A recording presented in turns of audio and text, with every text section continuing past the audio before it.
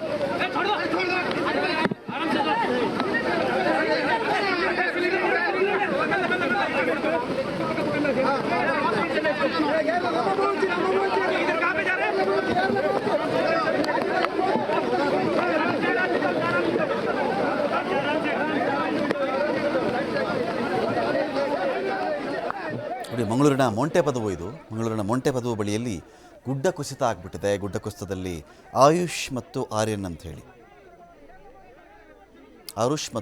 ಅಂಥೇಳಿ ಇಬ್ಬರೂ ಕೂಡ ಇದರಲ್ಲಿ ಸಾವನ್ನಪ್ಪಿದ್ದಾರೆ. ಇಬ್ಬರು ಕೂಡ ಪುಟ್ಟ ಮಕ್ಕಳು.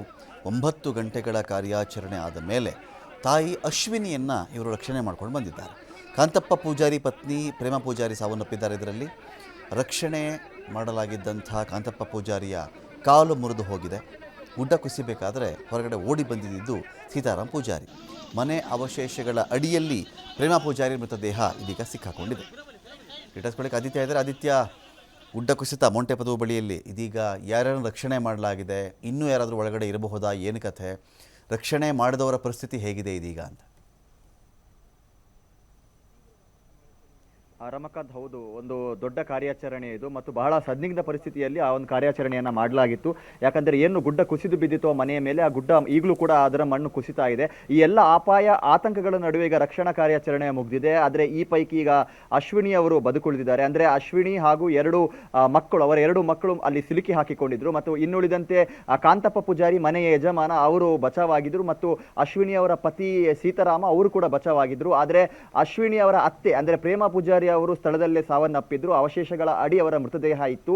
ಈ ಮೃತದೇಹ ಇರುವ ಹೊತ್ತಲ್ಲೇ ಅಶ್ವಿನಿ ಅವರ ಒಂದು ರಕ್ಷಣಾ ಕಾರ್ಯಾಚರಣೆಯನ್ನ NDRF ಸೇರಿದಂತೆ SDRF ಅಗ್ನಿಶಾಮಕ ದಳದವರು ಮಾಡಿದ್ದಾರೆ. ಈಗ ಇದರಲ್ಲಿ 2 ಮಕ್ಕಳನ್ನ ಅಲ್ಲಿಂದ ಹೊರತೆಗೆಯಲಾಗಿತ್ತು. ಅದರಲ್ಲಿ ಒಂದು ಮಗು ಅಂದರೆ ಆರ್ಯನ್, 2.5 ವರ್ಷ ಪ್ರಾಯದ ಮಗು ಆರ್ಯನ್ ಮೃತಪಟ್ಟಿದ್ದ.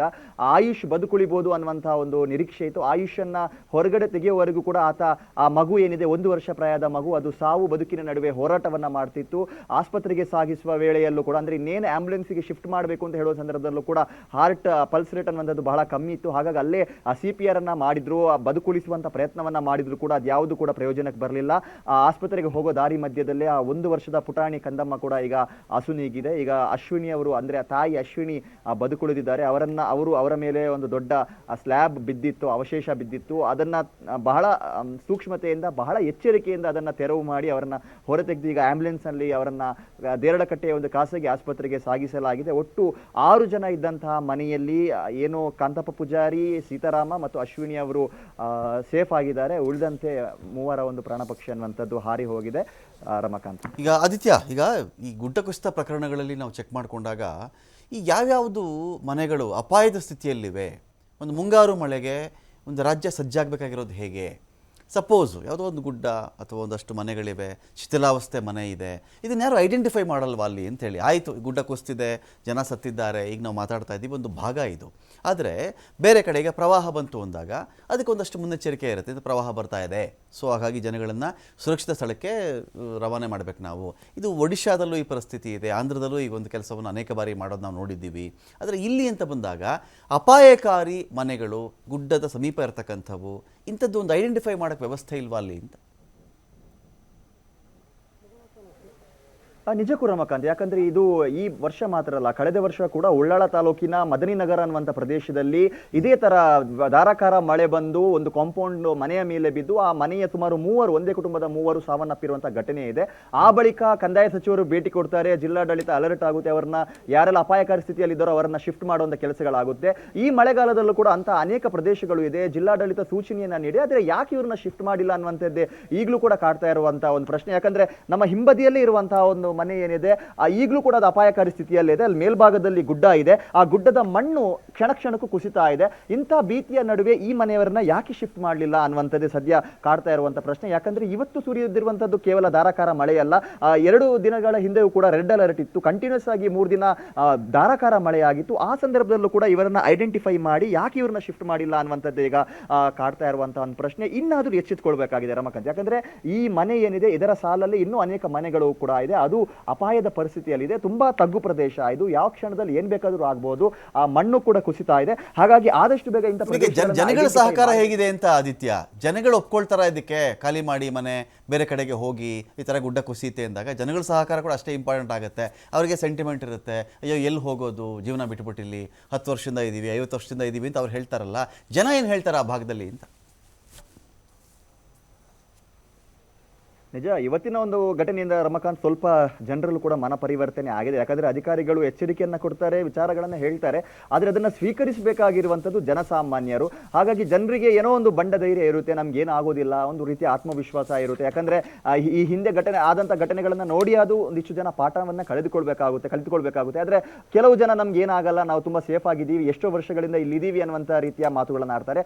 ಇನ್ನಾದ್ರೂ ಕೂಡ ಇವತ್ತು ದಕ್ಷಿಣ ಕನ್ನಡ ಜಿಲ್ಲೆಯಲ್ಲಿ ನಡೆದಂತ ಅತಿ ದೊಡ್ಡ ದುರಂತ ಇದು ಈ ಮಳೆಗಾಲಕ್ಕೆ. ಅದು ಕೂಡ ಮುಂಗಾರು ಪ್ರವೇಶ ಇನ್ನು ಪೂರ್ಣ ಪ್ರಮಾಣದಲ್ಲಿ ಆಗಿಲ್ಲ, ಅದಕ್ಕೂ ಮುನ್ನ ದೊಡ್ಡ ದುರಂತ ನಡೆದಿದೆ. ಇನ್ನಾದ್ರೂ ಈ ಪ್ರಮುಖವಾಗಿ ಬೆಟ್ಟ ಗುಡ್ಡಗಳ ತಟದಲ್ಲಿರುವಂತಹ ಜನರು, ಅಪಾಯಕಾರಿ ಸ್ಥಿತಿಯಲ್ಲಿರುವಂತಹ ಜನರು, ಈ ಪ್ರವಾಹದ ಭೀತಿಯಲ್ಲಿರುವಂತಹ ಜನರು ತುರ್ತಾಗಿ ಅವರ ಮನೆಯನ್ನ ಖಾಲಿ ಮಾಡಬೇಕು, ಬೇರೆ ಕಡೆಗೆ ಶಿಫ್ಟ್ ಆಗಬೇಕು.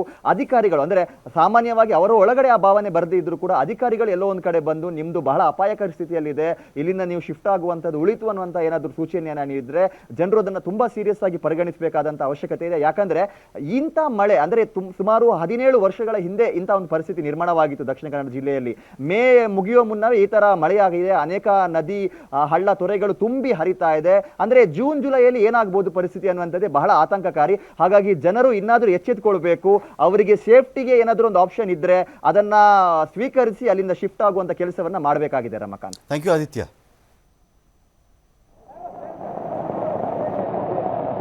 ಮೆಲ್ಲ ಮೆಲ್ಲ ಮೆಲ್ಲ ಜಾರು